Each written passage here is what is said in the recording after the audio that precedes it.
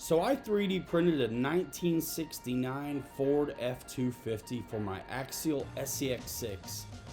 Kelly's got his 3D printed Volkswagen, and Kirk has his Land Rover. You've seen some of our snow videos, and if you haven't, check them out. Also videos with the Travelall and the 1955 Chevys that look absolutely fantastic. And you'll see various iterations of our projects. Here's my 55 Chevy underway. I've cut the arches a little different. Here is a more finished version, still no windows on that Travelall in this video. And there is the 55 Chevy from Kelly and Kirk coming up behind. Absolutely the best time making these trucks and getting out and running them and sharing those videos with you guys. The snow runs are fantastic, and there's nothing like the second gear and the big size to really power through the snow. Again, you'll see various iterations of this F-250 and my Travelall in the videos. This is the first run with this F-250. I've got a little bit more work to do.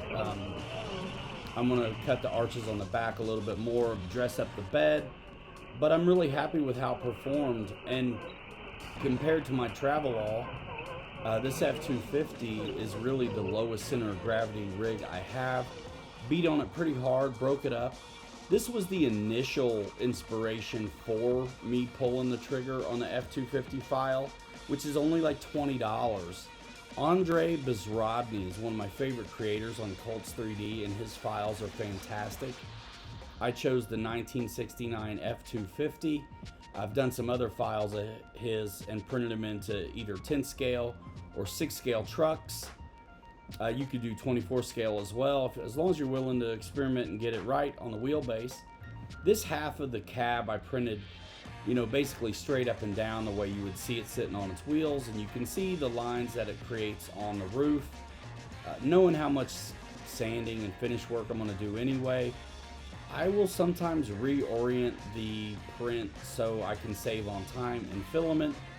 I definitely made a mess of myself on the door side, printing this half of the cab upside down, and it's fine. It's gonna, I do so much sanding and finishing, it really doesn't matter anyway. It'll be clean by the time I'm finished. And it's hilarious really how much work I put into them, and I'm gonna end up with a patina when it's all said and done anyhow. And you can see those lines on the roof. This is just one. I layer up the paint because as I do the finish work, it's kind of cool to see how it exposes it. Cut on the arches, more cutting to do on the rear. Again, my Travelall came from his files as well. Look at that thumbnail right there. That's exactly what I saw, which inspired me to build that truck in the first place. And it just looks so good. I kept with the color scheme and everything. So I've got a 10 scale version on a leaf sprung chassis, and then you've seen the videos hopefully on the SCX6 of this in various levels of progress. So this guy's files are absolutely complete. Interiors, mirrors, wipers, even the wheels. I mean, I believe these are intended for static models, honestly, but they are fantastic files to work with. A lot of times you're going to get 10 scale or 8 scale versions and then scale from there. Been playing with a lot of different materials. That's the epoxy UV activated resin I'm going to be using, and also I'm using the Bondo filler. Here again with the fenders on the Chevy 55, I printed them knowing they were going to be ugly, not minding, because I know I like to do the finish work. Lots more to do on this door, but you can see those ugly lines from printing that basically upside down. But first run on this truck, absolutely happy with it.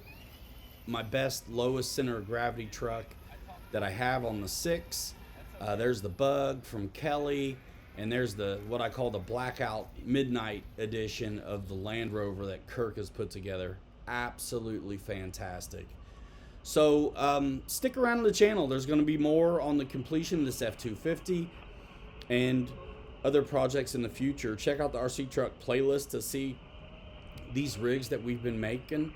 running in the woods, in the snow. We're thrashing on them and they're taking a beating. It's been an absolute blast getting together with these guys and making these videos. And we do 10 scale as well, so don't feel left out if you're not doing that. Ready to runs also, so not everything is a 3D printed deal, but it's been a lot of fun. My Bamboo X1C is doing a fantastic job, and Kelly's Ender and Creality is doing fantastic as well.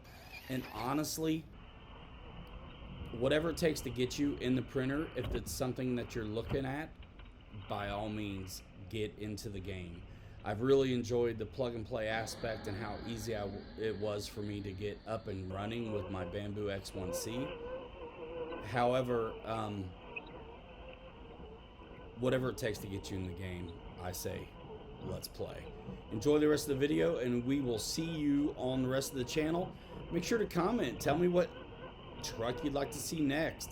Take a look at Andre Bezrodny's files. I'm really liking the new internationals that he has dropped. You can follow creators on Cults just like you would social media, and you get notified when they release something new. I get notified about, it seems like once a week, that Andre's got new files in his profile. International Snow Star is what I'm looking for, so maybe that'll be next. Having a blast. Enjoy the rest of the video, y'all, and we'll see you in the next one.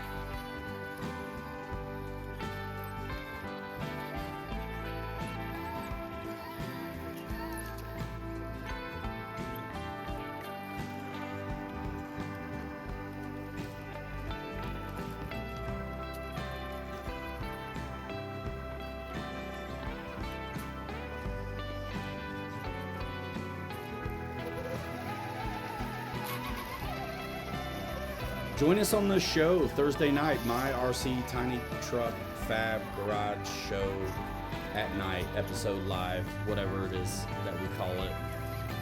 We go over some of these products, we go over some of these projects and catch you up with where we're at and show off, you know, the progress. So I'll try to work it into these videos so it's not just running videos all the time. Give a little context and keep you up to date with the progress on the project. So let me know if you like that in the comments below. Thanks so much.